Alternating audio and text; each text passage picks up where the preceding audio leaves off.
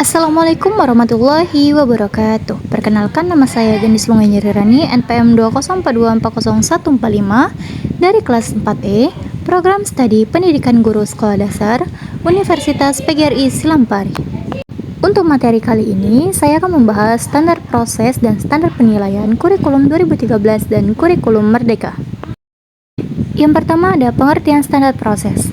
Standar proses adalah kriteria minimal mengenai pelaksanaan pembelajaran pada satuan pendidikan untuk mencapai standar kompetensi lulusan.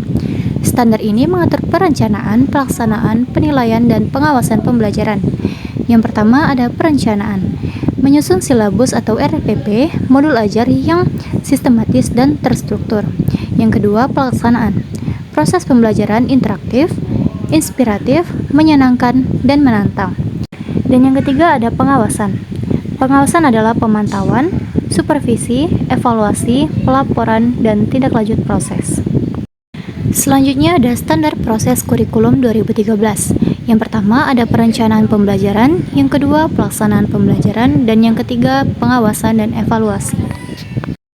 Dan juga ada standar proses kurikulum Merdeka. Ada perencanaan pembelajaran, pelaksanaan pembelajaran, fleksibilitas, kolaboratif, dan konstekstual. Dan selanjutnya ada perbandingan standar proses.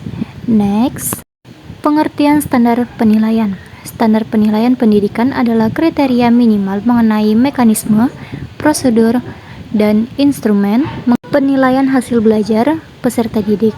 Penilaian dilakukan secara valid, objektif, adil, terpadu, terbuka, menyeluruh, sistematis, dan akuntabel. Ada penilaian formatif, penilaian sumatif, dan penilaian diagnostik.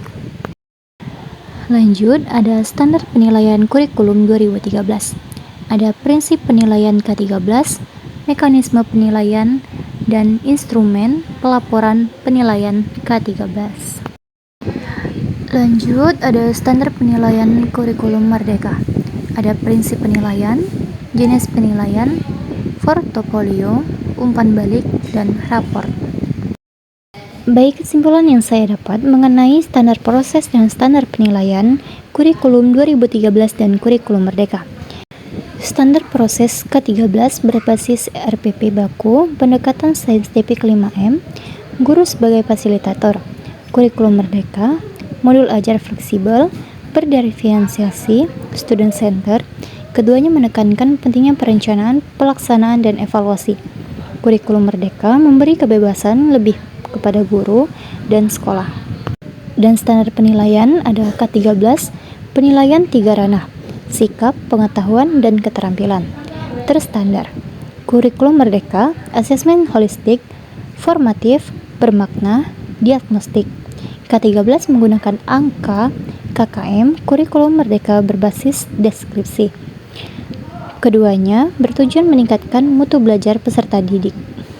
Baik, itu saja materi yang telah saya sampaikan tentang standar proses dan standar penilaian kurikulum 2013 dan kurikulum Merdeka. Assalamualaikum warahmatullahi wabarakatuh.